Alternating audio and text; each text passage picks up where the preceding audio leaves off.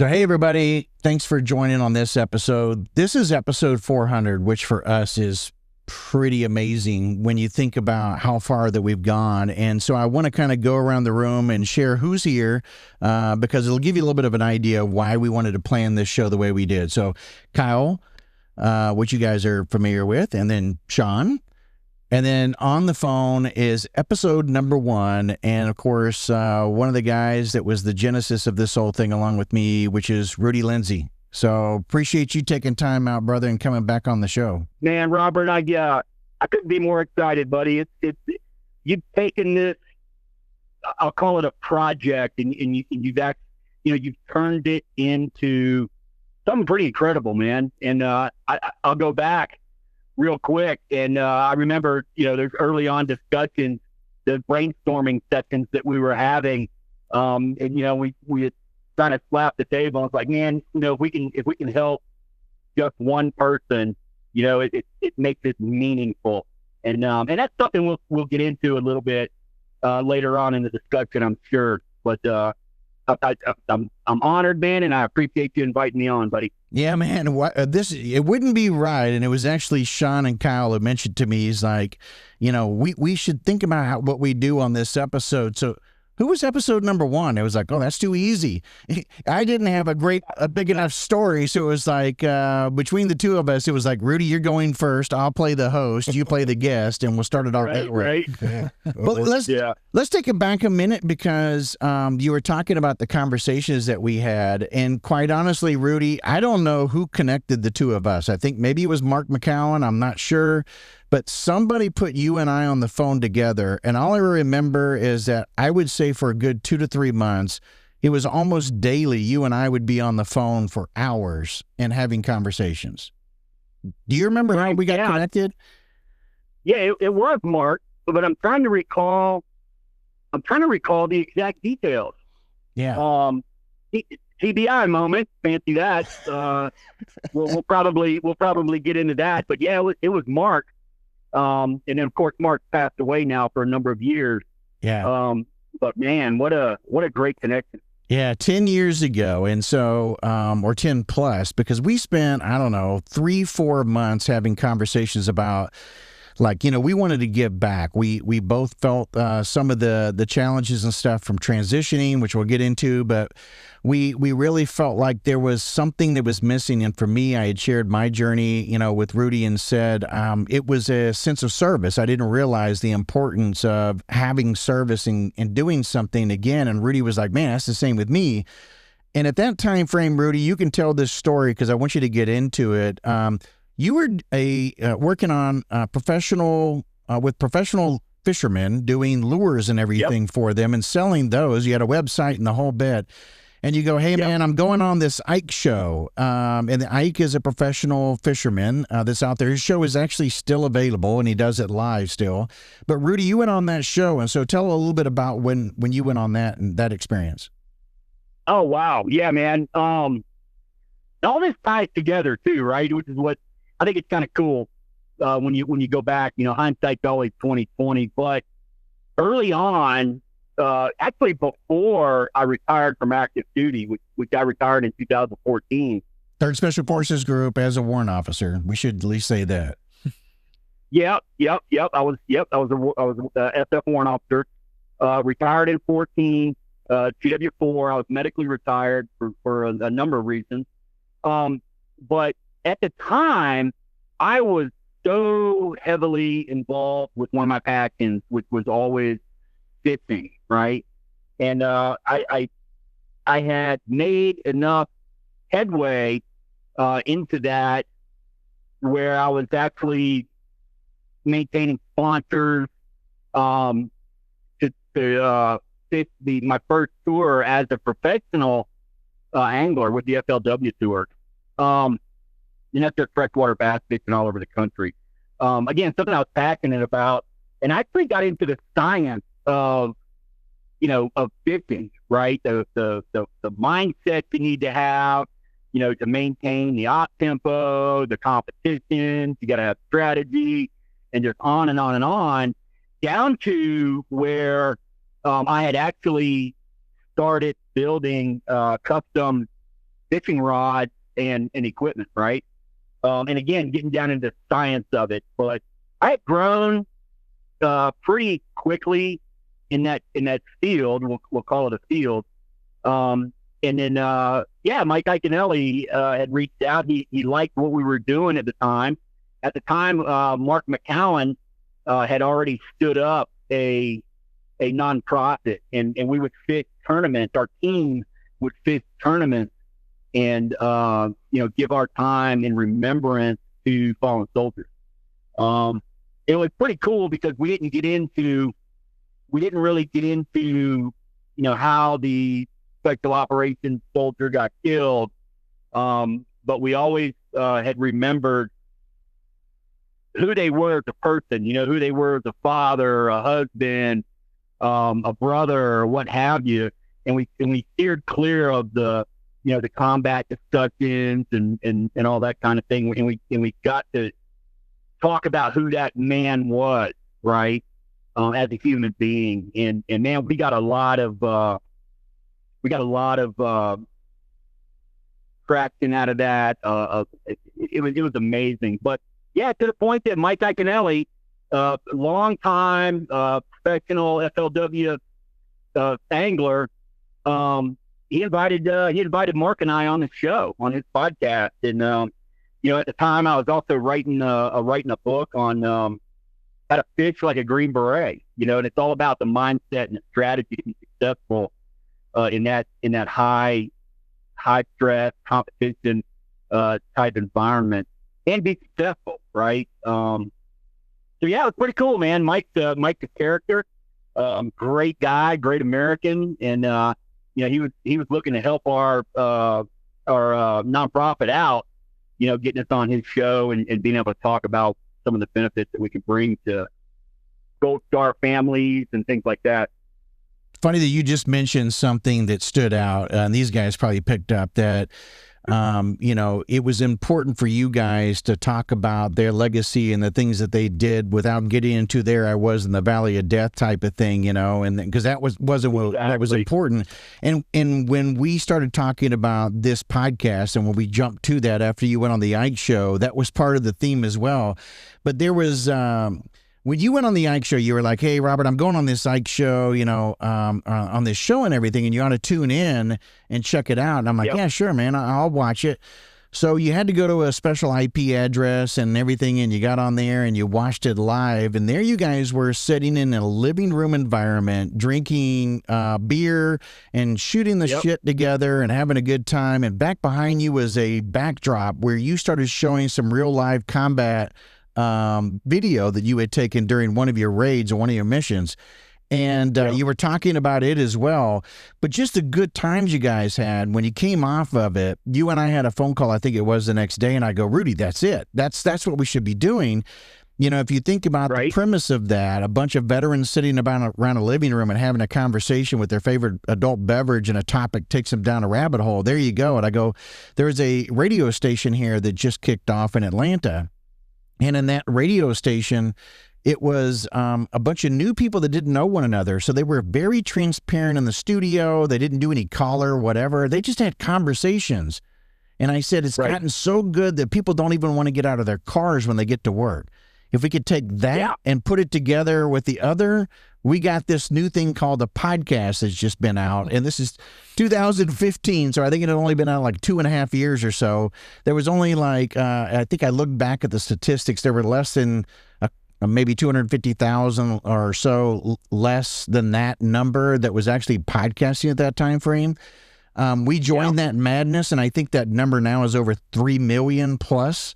So you think about, the early days and everything of us doing this, but we joked about how we didn't have faces for television, that podcasting would be better because it'd be like radio. And here you were, episode number 1, and we winged it. And man, I tell you, it's all. I think the success early on like that, the concept was not. Of course, we weren't the only ones doing it, right? Yeah. But we were the first to touch on some pretty sensitive subjects that everyone else seemed to want to tiptoe around, right? And of course, my mindset, I've never been that type of person, right? I don't tiptoe around anything, unless we're on a target, but, and I think that was our biggest, if I could summarize it in 2 words, it was raw and it was organic. I think that's what makes it a hit. People want to listen to things that either inspire, motivate, empathize with, but it's got to be real, it's got to be raw, and it's got to be organic. And I think those tenets are super important for not only mentors for military, but anybody that's trying to be successful. Getting a word out or a specific message out. Yeah, it's all about being able to relate to the audience. There's some there's some cool guy stuff out there, and it's always nice to be able to look at like a YouTube teaser, and they're like, oh my God, look at that, it's Delta Force shooting somebody in the face. But once you get into it, there's only a certain amount of that you can look at and go, okay, yeah, well, I can't relate to any of that, so I'm going to inhale this story, but I have nothing to bounce it off of. I have no personal experiences, so it's nice that, and I'll tell you from our standpoint, I retired after 26 years, conventional Army. We say conventional, but I've done some pretty sexy stuff in my life, but the majority of the stuff that I've done is very relatable.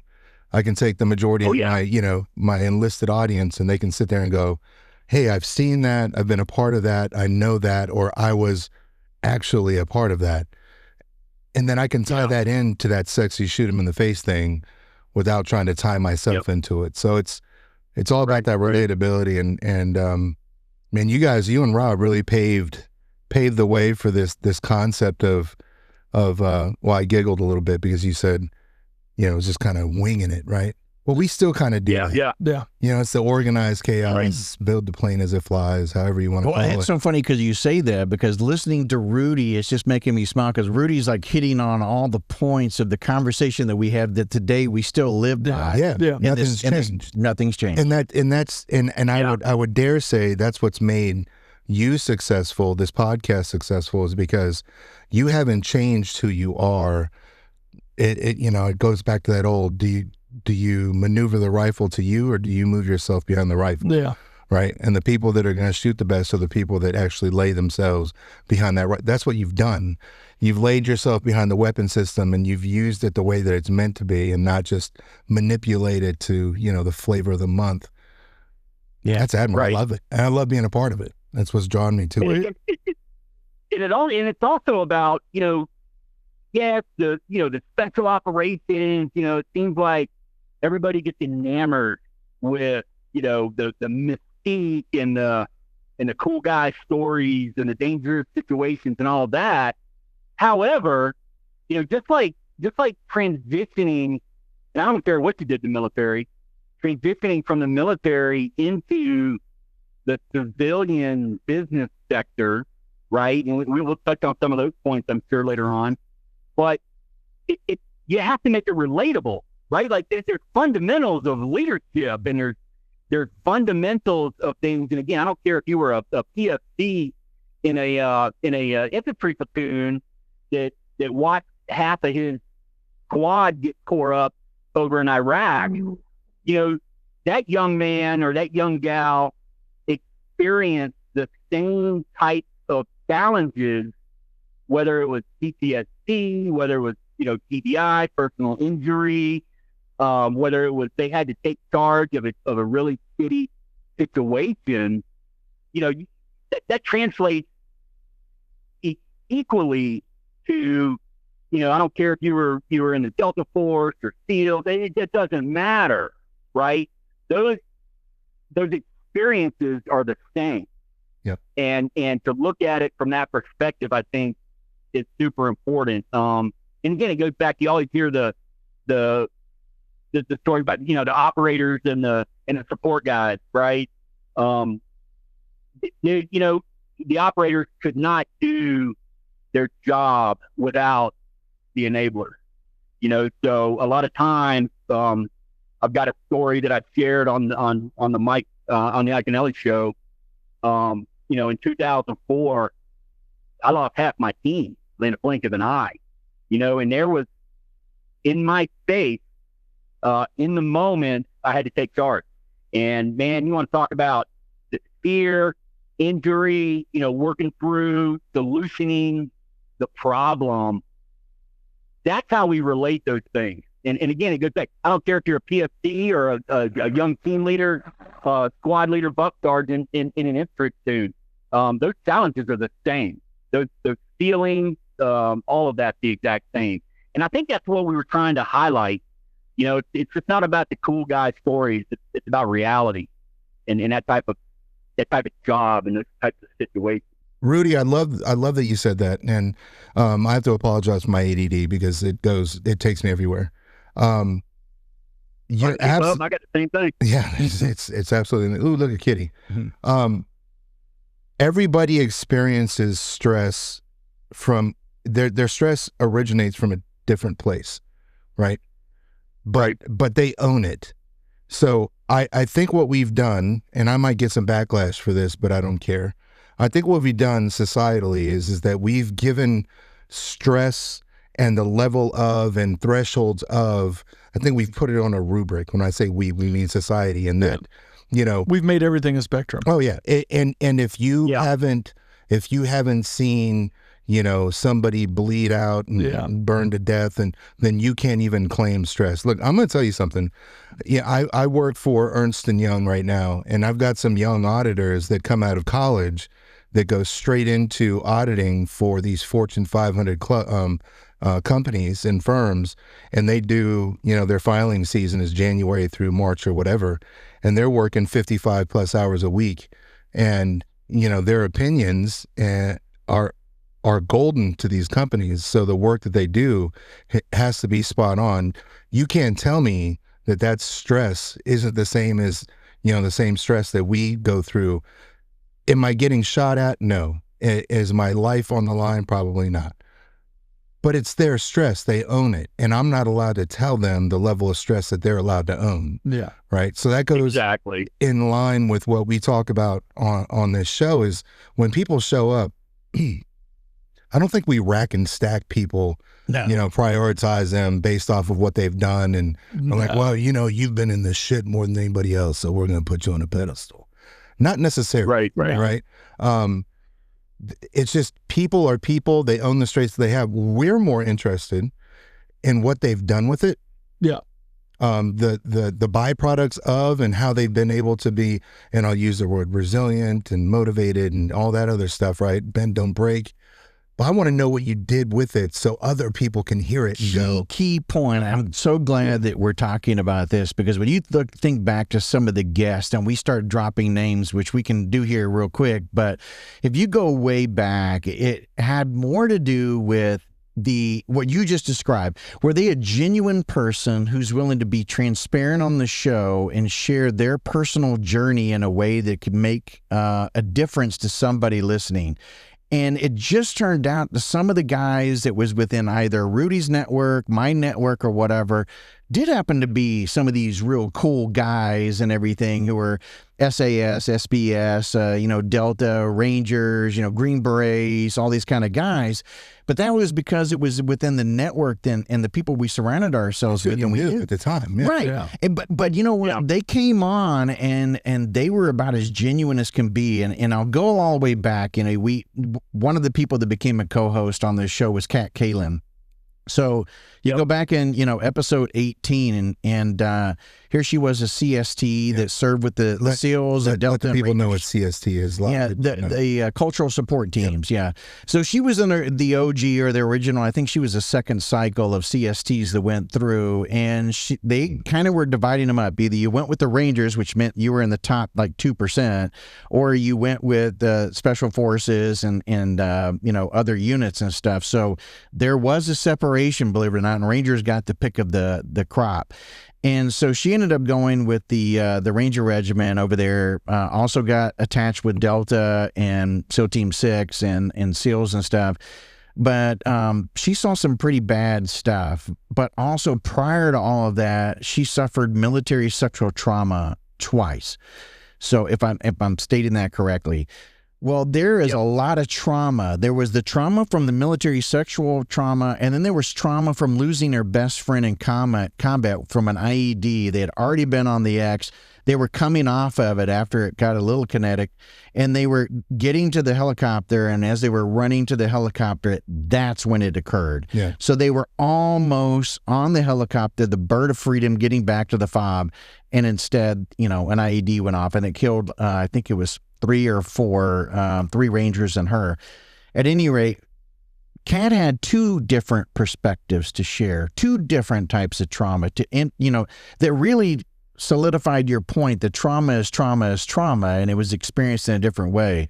And then after that, we started reaching a global audience, because it wasn't too long after that you had Jason Fox, also known as Foxy, who was at that time frame a celebrity from the television shows over there called Who Dares Wins, and which is the motto of SBS SAS, the special forces for the UK military. After that came on Navy SEALs like Remy Adelike, or a Danish person that won and completed the EFMB, or Mike Rutledge, who was in episode 175, who was a guy who was a Navy SEAL and did some crazy stuff, and then decided to go in the Army and become a pilot. And while he's there, he makes a phone call to 160th and goes, "Hey, by the way, I want to come to you guys," while he's in flight school.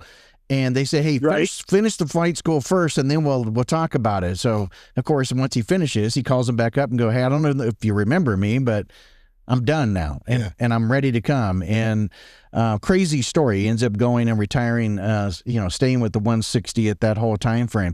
Brad Thomas, who is not only a guy that was in 75th Ranger Regiment in Mogadishu, who had to get the hell out of there and everything, and serve in that combat situation. He then goes on to become a Delta operator, was one of the main guys that went into Iraq, when we went into there.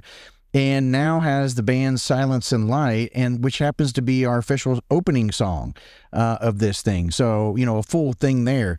And then you got Sean Ryan, who went on in episode 184, who came on this show, had a YouTube page that people were just following him because he was blowing shit up, and he was being, a jokester, and he said as much. And after this show, sometime after that, he decided to kick off a podcast, and my God, there's the rest. Everybody knows the rest of the story there. 225 happened to be an episode where we got invited to 75th Ranger Regiment. The first one. The very first one. And wait. So when you say the very first one, there's never been another podcast that's ever gone the to first and the first on. Yep. And then, of course, 252 and 265 was our buddy Kyle here. Right after that was Chris Van Sant, who was on another podcast of somebody that used to be a co-host on this show. Wait. You sandwiched me in between the 75th Ranger Regiment? Yeah. Chris Van Sant. Oh, it gets better. It gets better. And then after Chris, Chris came on and shared his story. He ended up being a co-host on here for a couple other episodes, and he brought on people like Kelly Roby, who was a K9 guy in Delta and everything, and Chris Dutch Moyer, and some other guys, that came on the show that were friends of his that, I'd pick up the phone and call him and go, "Hey, what do you know about this guy? Can we get him on and everything?" And then, we fast forward in episode 355, 356, and 357. Don't fast forward too much, because, Rudy, let me tell you how I got sandwiched in here. Yeah. Right? Okay, let's hear that. Yeah, so Kyle, I'm extra regular. Yeah, I've done some cool stuff in my career, and I think that, I've motivated soldiers, and I did a pretty good job as a leader. And I never thought that I would ever come onto a podcast or talk in front of anybody about my life story, right? Yeah. So I get the text message from Kyle, and he's like, "Hey, I do a podcast with this guy named Rob, and we're wondering if you want to be on it." And I'm like, "Sure." I don't know anything about podcasts, right? Up to that point, I was never listened to them.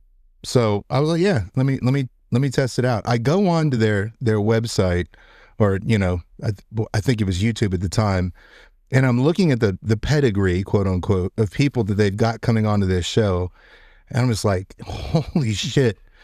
Let's see, Delta, SF, Ranger, Delta. Oh, this lady scaled a mountain 18 times and killed a tiger with their bare hands. And then I'm like, all right, let me just get on there and talk about my trials and tribulations.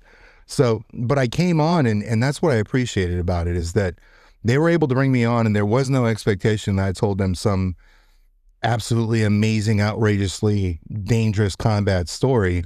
It was, Right. hey, Sean, tell us about you.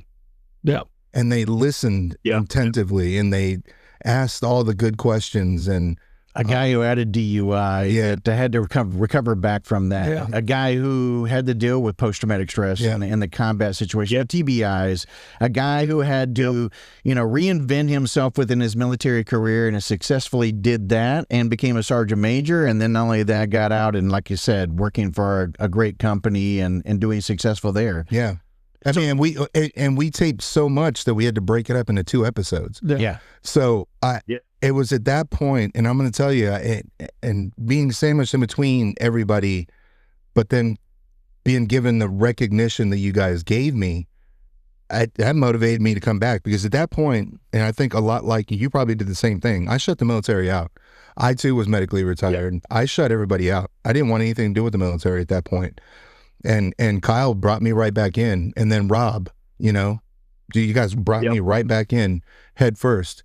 And what keeps me here is I'll get a text message from people that'll say, "Hey man, love the podcast. Yeah. Hey man, thanks for keeping it real. Yeah. Hey man, let's," and I sit back and I go, you know what? It feels like home. You know what I mean? That's the cool thing about all these different guests we have. We have, British guys, we have females, we have super, tip of the spear guys, we have regular, quote unquote, regular Army guys. They all bring something to Force Recon, regular Marine, They've all brought PJs. a tool in the tool bag. Yeah. Tara Harris. Right. Yeah. Oh, wow. Tara Harris never served a day in her life and still is carrying the torch for a company and Ranger Regiment right now. Yeah. It just, the amazing things that people, the amazing stories of resilience that we hear week after week. But all that came from Rudy and Rob. Yes. Hours and hours of phone calls. Hey, let's just keep it real. Yeah. Yeah. Right? It goes back to, guys, remember this, Rock? It goes back to finding your purpose. Yeah. Yeah. Love it. Yeah. No, you're absolutely right. There was the things, and Rudy, you remember some of those calls that we would even have as a team, and it would be like, or texts we'd be having and stuff, and we'd be cutting up and everything because we got 100 downloads. and I don't know who it was. It was probably you, Rudy, because you just said it. It was more about, hey, but did we impact somebody? Because if we impacted somebody, then that's what it was all about. Yeah. If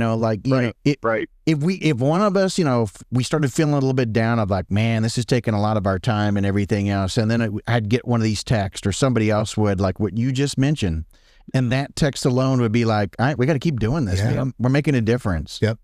And that's kind of what, and so then we get people like the regimental sergeant major. So like, in the case of a 75th Ranger Regiment, when I said, hey, we'd love to have you back. Heck yeah, come on down. And so, hey, I hope you don't mind. We've talked with the regimental sergeant major, and he'd like to be on the show. I'm like, hell yeah, let's do that. So the number, working and talking with people from even the 173rd, 82nd Airborne, 101st Airborne.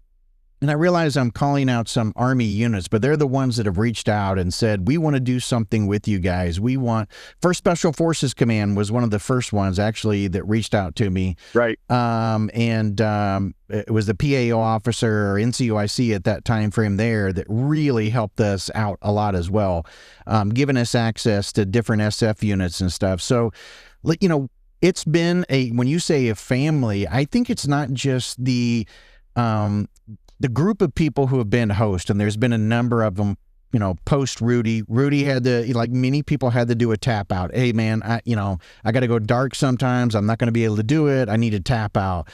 Other people would come and fill Rudy's shoes, or fill Mike's shoes, or fill Kat's shoes, or fill, it can go on and on and on. And, but everybody came forward and did that, and they'd bring friends or their network into this fold because they understood what the premise of this show was.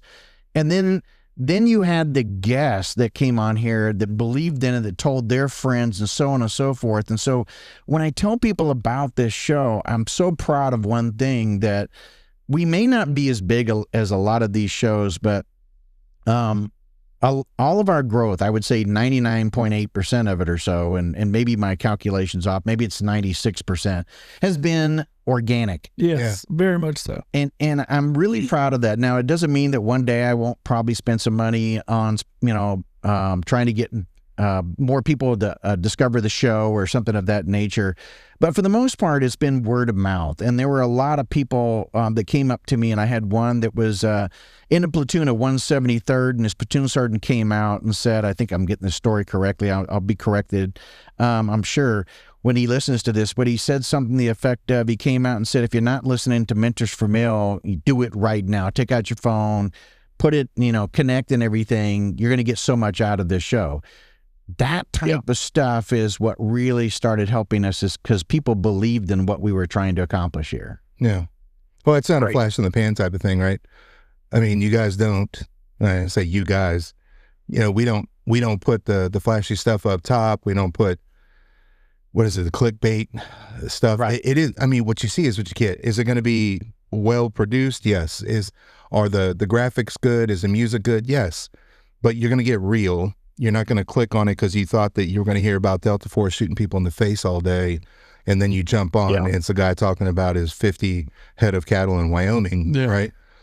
You're going to get what we told you you're going to get. And then hopefully within that candid conversation, a little bit of a rabbit hole here and again, you'll get even more, right? Yeah. Something will come out that we weren't expecting. And the only time that you're going to get that is when you don't script it. Yeah.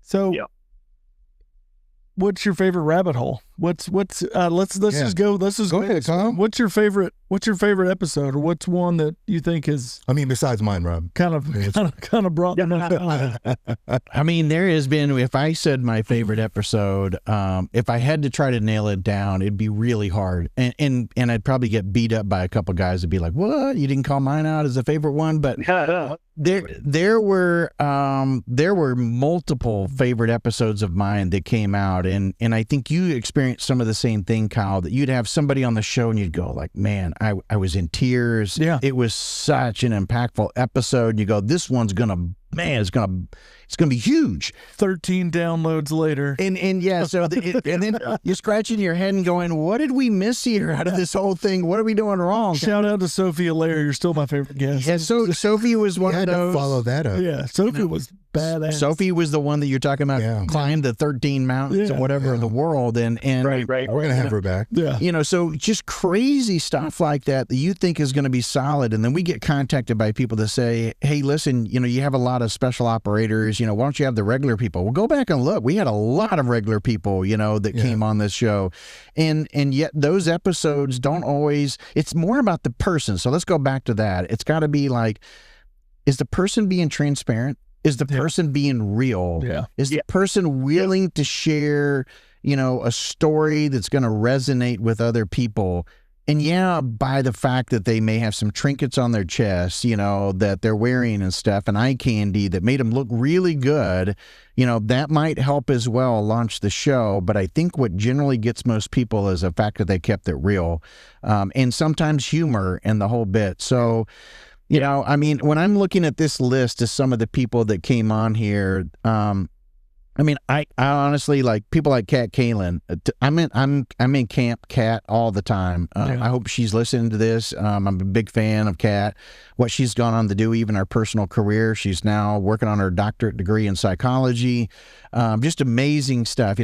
Mike Rutledge, who I mentioned was SEAL and then went on to 160th. He came on for a long period of time and became a co-host with me. It was just the two of us rocking and rolling. Yeah.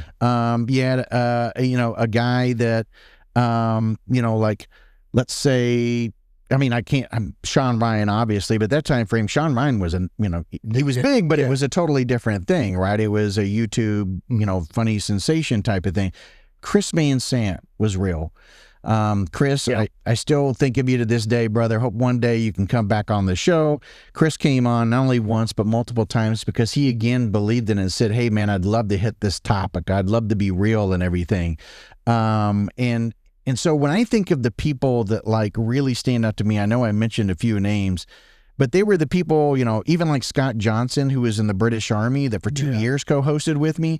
These are the people that not only came on the show, they stayed on it like you two did. Yeah. Right. So you end up realizing, oh my God, I want to be a part of this. What can I do and how can I make a difference? The reason why we got Civilian Dan, who no one hears about, love Civilian Dan, who sits over here and you know, he sat me down at dinner one night and he goes, man, I've been listening to this and following it, and I just want to be a part of it somehow, you know? So kudos to him, people like him that do the engineering on the back end that saves me time. So to me, those are my favorite ones, to be honest with you, are the ones who left something of themselves and then wanted to give more, you know, by coming back on to be a co-host and keep this legacy going. Yeah. You know. Right. Super democratic answer. Yeah. Way to keep a center line. Yeah. I'd like to press. I tell you, Robert, I'd like to press the audience. You know, so to whoever's listening to this and whoever wants to download this and take a chance, you know, why don't you respond with a specific topic that you want? You know, whether you're interested in, you know, you're the young E5 that, you know, did 5 years in the military or 10 years in the military, and you're nervous about getting out, you know, whatever the case, or whether you're struggling, you know, with PTSD, how that correlates into not only, you know, worrying about yourself, but your family as well. You know, I challenge the audience. There's graybeards out there who genuinely care, and there's graybeards out there who are still in the fight, that are willing to pass that intimate knowledge. You know, hey, I might be a different situation, but here's my experience. It's raw and it's true. You know, so if that can help folks, and again, it goes back. I mean, you name the topic, right? Name the rabbit hole. There's a trillion of them. And like Rob mentioned earlier, you know, we were one of the first podcasts that really got deep and dirty into PTSD and what those struggles are, and how we were trying to just get more emphasis and get more information out there. Now it's come a long way, but there's still guys and gals out there that might be hesitant to call or might be hesitant to raise their hand and ask a question. You know, I don't care if it's you know, learning how to write a resume that's going to resonate with the job that you're trying to get. You know, one of our big talking points early on was how do you successfully transition your mindset from that military mindset into civilian sector? Yeah. You know, and how do you do it successfully? Yeah. So a lot of challenges that face, and out there, you don't have to be special operations. Any soldier, anybody that served in the military have faced those same struggles, and a lot of them still have those same questions because they're at a different stage in their life than we are. Yeah, you know, the beginning of the show was a lot about transition, and if you go back and look at it, it's still one of those things that follows to this day. Is, you know, when you think about ministry military, it was the transition, the sense of purpose, and those types of things as topics that we were trying to cover. And what's interesting about that is, you know, Rudy, when I asked him, hey, Rudy, would you come back and, you know, join us on this 400th episode because it's crazy. He was more than happy to do it. And he was like, man, one of the things I want to talk about still is the point you just made is about transition and the struggle. Yet what I said to him was, you know, the challenge here is that if I go back to talk to Rudy 3 years before he separates and tells him, Rudy, hey, listen, man, you need to start thinking about this thing called transition because we all do it one day. Rudy is not going to listen to Robert. Not at all. No. I didn't listen to anybody. Yeah. No. And so that's the part, you know, when people come to me and they go, hey, Robert, you ought to talk more about transition on the podcast. I go like, hey, you're not going to be listening to this on active duty and think, oh, my God, they just came up with a brilliant thing. I need to do that. Because you think you already got it figured out. Yeah. And you're not listening to a podcast. That's not the topic you're looking for as you're scrolling through podcast opportunities. Well, yeah. And the nice thing is, you know, we've kind of leveled the playing field in our conversations where you've got tier 1, tier 2, look at all the amazing stuff that I've done. But then when you get to the transition, they don't care what your MOS is. Yeah. Like life doesn't care what your nomenclature was. Your It's like CMF. putting your GPA on a resume. Yeah, Like, nobody shit. cares. Yeah. Oh, you were a 19 what? Yeah. Okay, that's cool. And then, I mean, I'll give you an example. Nobody cared that I was a sergeant major. You know, when I applied for a job and I needed to tell them that I was good with Excel and do all this stuff, nobody addressed me by sergeant major. That was 26 years of a previous life. They're like, that's great, Right, Sean. right. What else can you do for us, right? Yeah. I'm just like, welp. You know, and so it kind of levels the playing field because you could have people that were, you know, combat service support in the military and absolutely crushed their transition into the civilian world. And I've seen it. Yeah. And then you can have people that were, you know, Silver Star recipients in the Army and just got kicked in the shins trying to transition. You know, some of that has to do with PTSD. Some of it has to do with, Right. you know, people not willing to step up and help that individual out because they already assumed that they had their shit together based off of what they were capable of doing in the military. Yeah. And that's the furthest Right. from the truth. Usually those are the people that need the most help because they were able to ride that wave of look how well I can do all this Army stuff. Yeah. Okay, it's time for me to get off that wave. Somebody help me out, right? Yeah. But, Right. you know, and that's what you guys have done is kind of open that door for those individuals. We're not trying to tell people how to transition, how, you know, there's a right way to do it. There's a way to do it. There's some better ways to do it. But maybe if you hear more about it, it will ignite something within you that just kind of goes, you know what, it's time for me to get off my ass. It wasn't Sergeant Major Jarvis. I look, it took me, I found out I was getting out, medically retired, had 6 months to get out, and I waited until 2 months before I was leaving, before I finally told, you know, Sergeant Major Tico, I was like, hey, I know my replacement's not here, but I think it's time for me to focus on me Right. with, you know, 60 days to go. So, I don't know. It just, Yeah, I think that, and it, not only just transition as a topic and everything, but Rudy, you talked about post-traumatic stress and everything. There were people that were coming on the show and afraid to talk about post-traumatic stress, afraid of how the stigma of how others would receive them. And so they would even come on the show sometimes to say, I don't have post-traumatic stress, but I know some guys. But I know a guy. Right. And Man. yeah. And so they Buddy, I could talk about PTSD all day, and we can get raw with it because you know what? One of the things that I actually realized recently, not too long ago, is that it doesn't go away, man. You know, you're given and you learn how to use different tools for all the different kinds of situations that you're going to find yourself in with that challenge, right? It doesn't go away. The demons don't go away. no. You cannot change the past, and it's about understanding and accepting reality for what it is. I don't care if you made a tragic mistake or a bad decision that got people killed in combat or got someone fired from their job because of a mistake or something severe. You know, it's about owning it. It's about understanding it. And it's about having the desire to level up beyond that.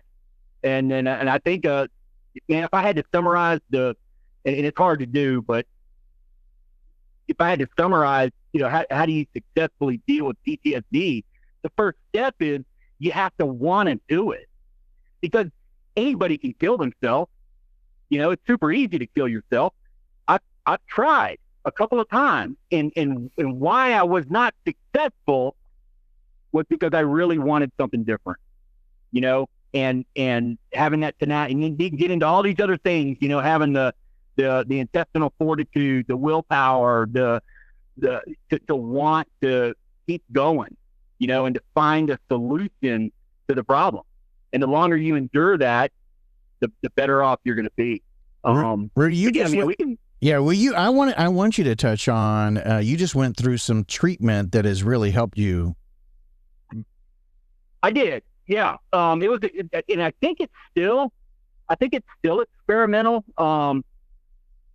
But they do have a number of years now as case studies. So I was actually part of a case study, and the government, the military, is getting a lot better with recognizing that that PTSD is a real problem, and they're coming up with lots of different ways to better support our soldiers.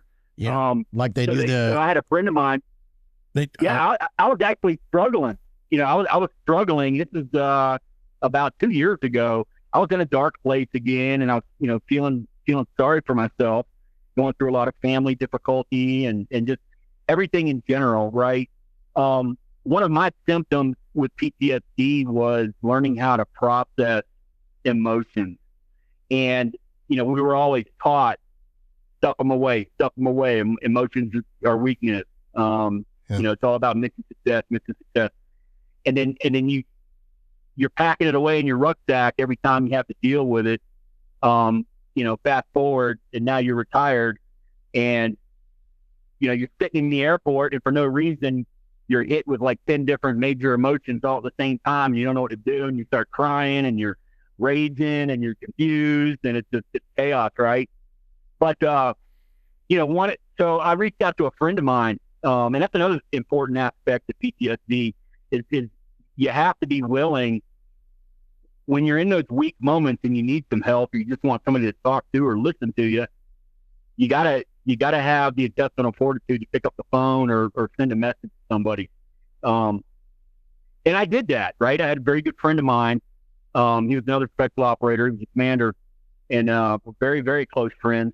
And I reached out, and I just needed somebody to listen to me and help me. And he, in turn, without me asking, hooked me up with another operator who had seen successes before me, and they recommended this treatment as ganglion nerve block, where they flew me down to Tampa.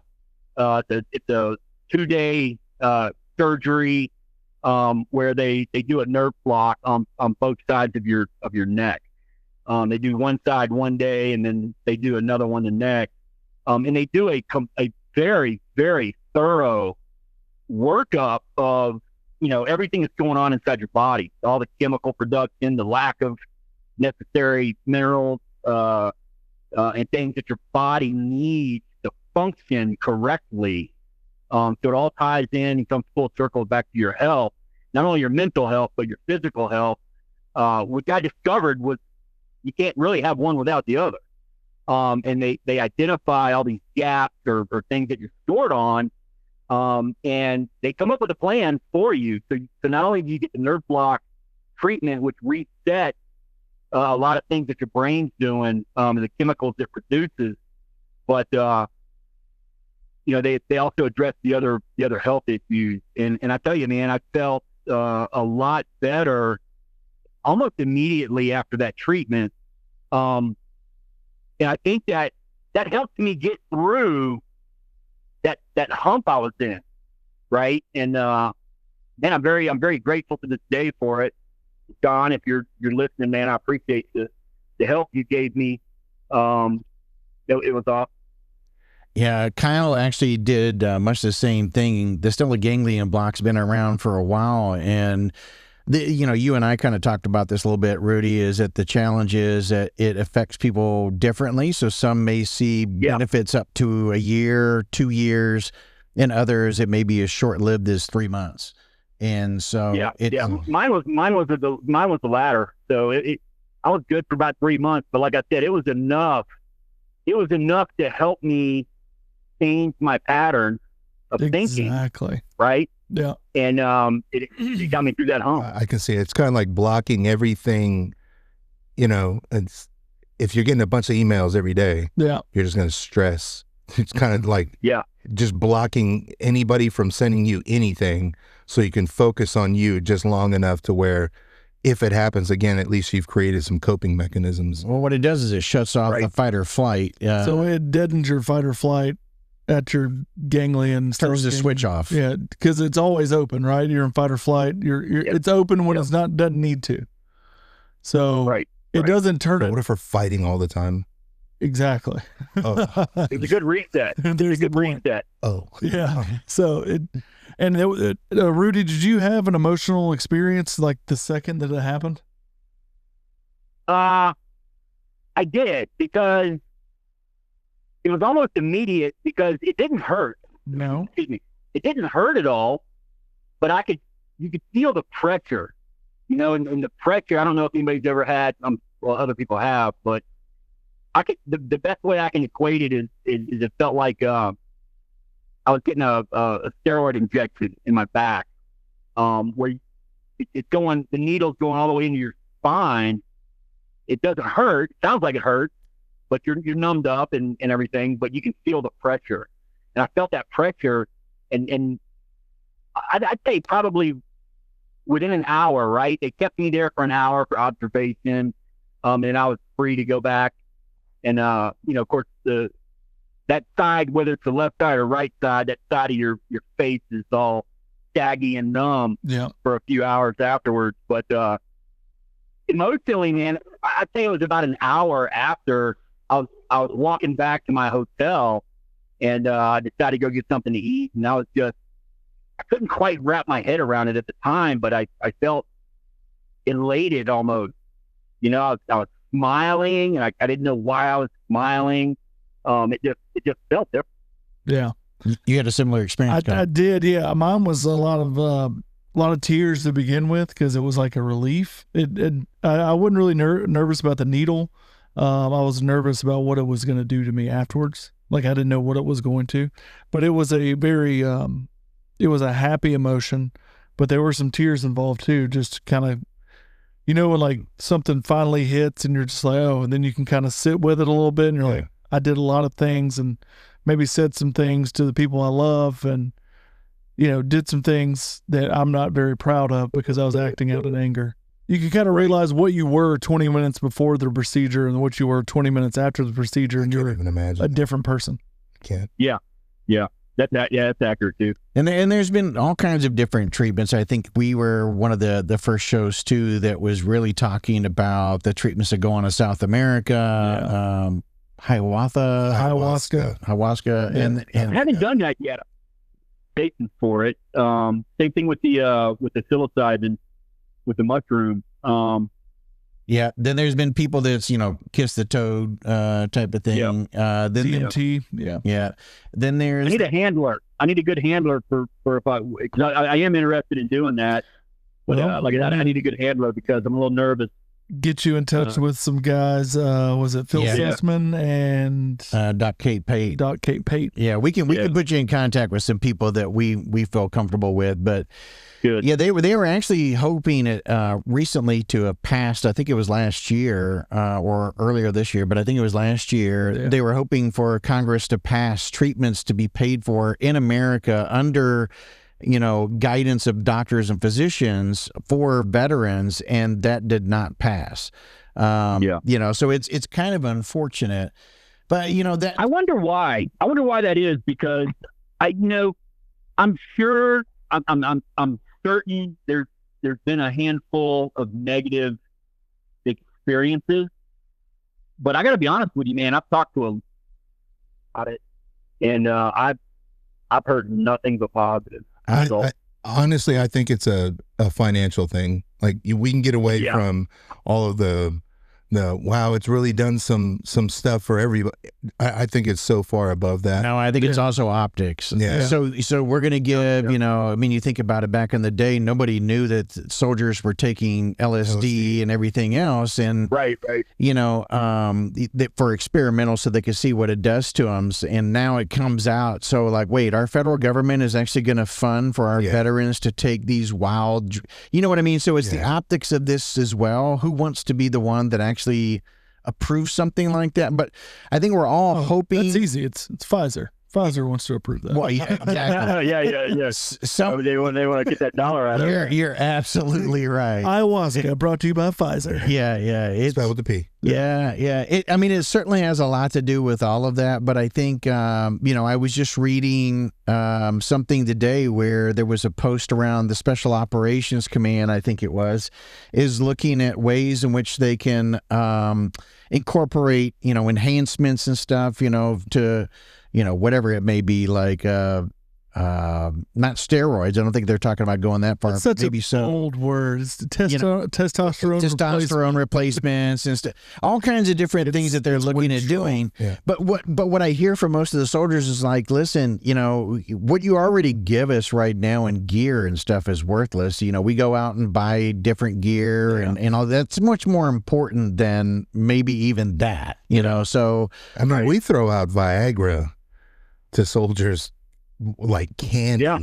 And how about the Ambien? I can't sleep. I haven't touched any of the sleep meds. I haven't touched the Viagra either, but I can tell you it's handed out. So I don't understand why we don't legalize some of the other stuff or try to incorporate, things. It goes back to prohibition, man. Yep. He goes back to prohibition, now look at it today.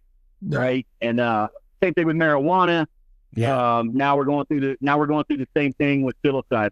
Well, it was very hard for CBD to be able to be approved by the government. And I mean, I think it's still the case where the banks won't take the money from CBD companies because even though it's federally approved, not all states are. So the whole FDIC and so, it's still one of these things that when you mention drugs and help, they don't see that all drugs in most cases came from the plants that the Native Americans still got, or your grandma told you to drink this and you had no idea. Store on every corner. You're absolutely right. Your brain, what my experience with PTSD was pretty severe. I'm fairly confident I've got a handle on it now, after I've been exposed to different tools and different medicines and things like that. Now I am not a huge fan of man-made chemical drugs. I was on about 13 different meds when I retired, and I'm proud to say for years now I've been off of every one of them, and that helped me a lot as well. But it's the stigma that goes along with it, right? Yeah. And what a lot of people don't realize, to break it down into layman's terms, PTSD on anybody, not just a soldier, but anybody, it's traumatic. I mean, that's one of the words in the acronym, right? But it creates such a blockage because of the stress, and it didn't just happen in a one-off incident. These things have been piling up for a number of a period of time, and it creates a blockage that blocks, clear thought. It blocks a lot of different things that are necessary for an individual to process the emotions or the remembrances or the whatever it is. It allows you to take a knee. It allows your brain to take a knee. We used to call it either conducting SIL, stop, look, listen, smell, where you take a break and you're soaking everything in so you can understand your situation and environment. It's the same thing. Whether it's psilocybin, ayahuasca, marijuana, whatever, it allows that individual to take a knee and actually better understand what they're experiencing. Yeah. Right. And only then can you work towards a solution. You gotta understand it before you can solution it. I don't think people understand that, and to kind of compound onto your point is that the PTSD incidences, they compound on each other.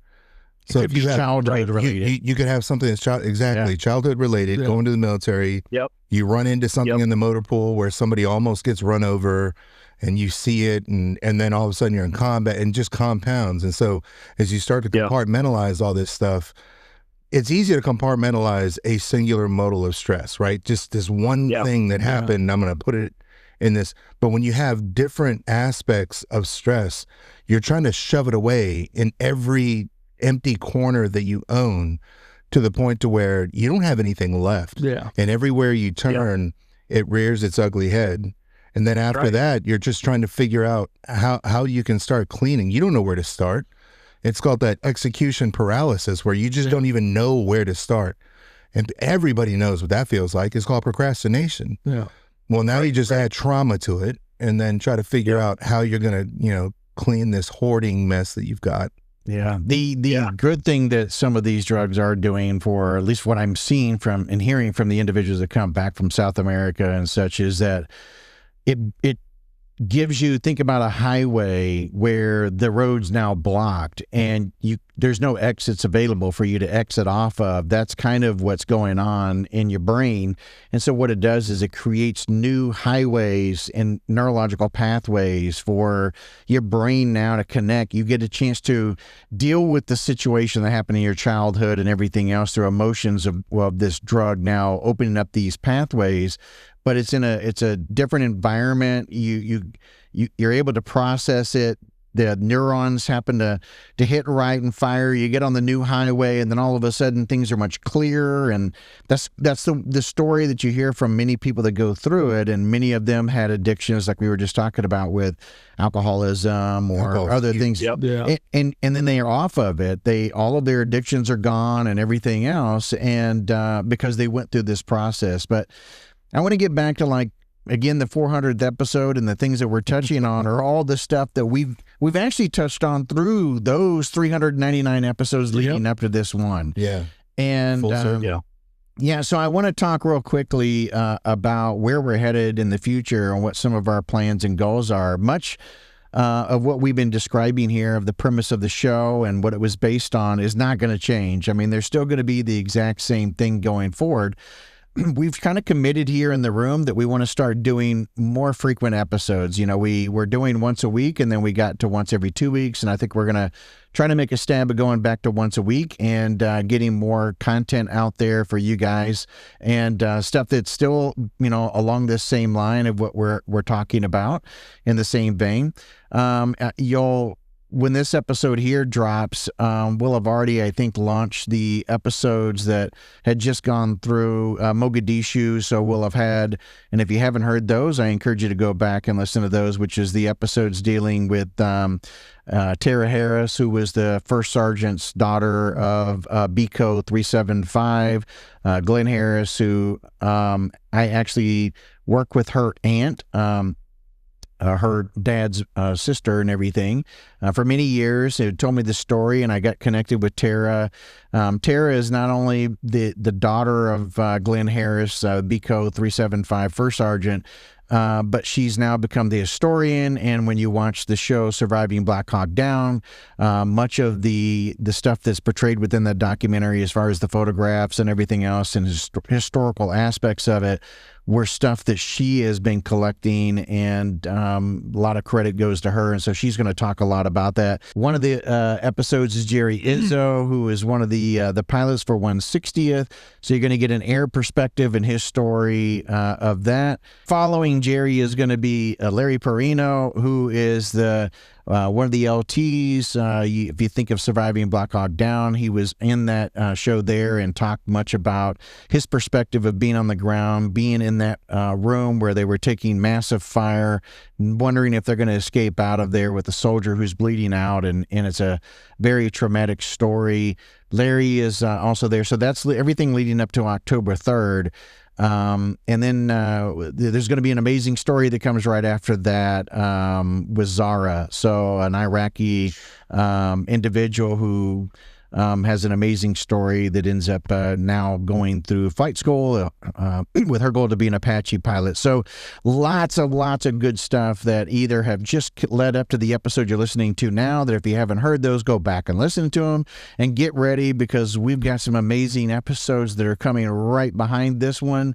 Many of those we already have in the can, so to speak. We've already taped them, and they're standing by, and over the next couple of weeks, we'll be laying more of those on top of it. We're really excited about the content and what we're planning on doing. We also have a new format that we're planning on maybe introducing to the show that's going to be a little bit different than on occasion we'll introduce. But when you get back to what Rudy said and the premise of the show, reach out to us. Let us know. Are we on track? Are we on point? Is there something that you want to hear? Because I know a lot of you guys get in the drive mode, and, you're listening to the shows. You may be enjoying them, but it means a lot when we hear back from you guys. And it could be good critique. It could be stuff that is hard for us to hear, but we make adjustments on. But hearing from you is critically important.